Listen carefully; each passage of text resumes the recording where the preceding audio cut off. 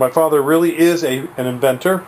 He has several U.S. patents for in the wire and wire control industry. Probably just basically in the magnet wire industry per se, and also bare conductors and the plated. And I first came up with a wire packaging system that the industry had spent millions of dollars on, and when I was with the old Roebling company, I was in charge of working that into our system.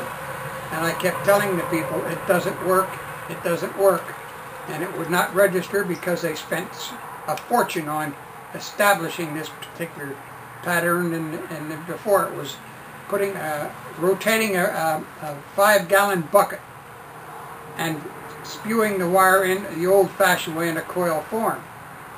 But it didn't work properly because when it was everybody in the industry in the winding end of it was going to high speed, and this was an extremely low speed package. Did you also not invent an airplane landing strip? Yes, indeed. I invented that. It's by segments in the runway. What made me do it was I read an article in the aircraft magazine where they had tried to put cobblestones at the end of the runway to stop an airplane, and that was another disaster. It just ruined the empennage section of the airplane because the stones would fly right up and penetrate wreck the whole airplane. So you came up with a different version of it? I came up with a different version by using pre-stressed units in the end of the runway where the tower can control the landing of an aircraft by the size, the weight, and the speed, by letting up on the cable tension on the pre-stressed timbers over a rubber matting. And that was acting just like somebody would walk or try to run an automobile over a sand field. And it will work. It would work. And I have heard nothing of it. I try to push it, but I didn't get any results whatsoever. Right. Not many patents actually bring people money, but you did make money on some of your patents. Oh yes. One patent I have to tell you about, which was very, very interesting to me anyway, and that was drawing ultra-fine wire, going down in the triple-aught sizes.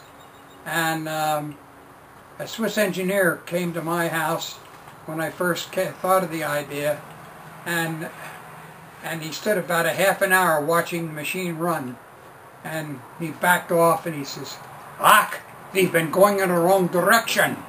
And I didn't even get a nickel out of it. And I know the people who have seen it copied it, because it's one of these things. It's not a very popular thing.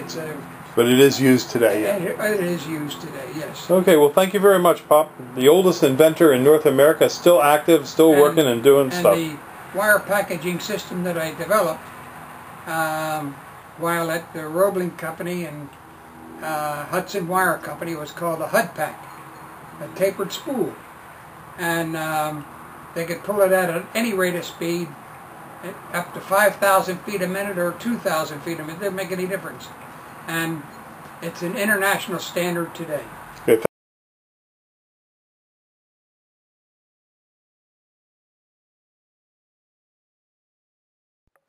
At Highland Hill Farm, we have a lot of different kinds of trees for you. We have both deciduous and evergreen.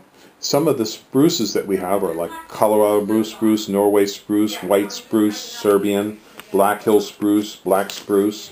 We also have some firs, such as Fraser, Balsam, Douglas, and Concolor. Most of these are in seedling or transplants. We do have larger trees such as white pine, Norway spruce.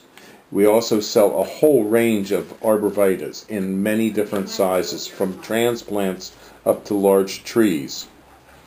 The trees that we sell are both bare root and balled and burlapped and potted. We have thousands of them that we grow. We also have southwestern white pine, And we are noted for our green giant arborvitaes and Leland cypresses. We also have hemlocks up to 10 to 12 foot high, along with redwoods. We can also supply you with some bald cypress, larch, eastern red cedar.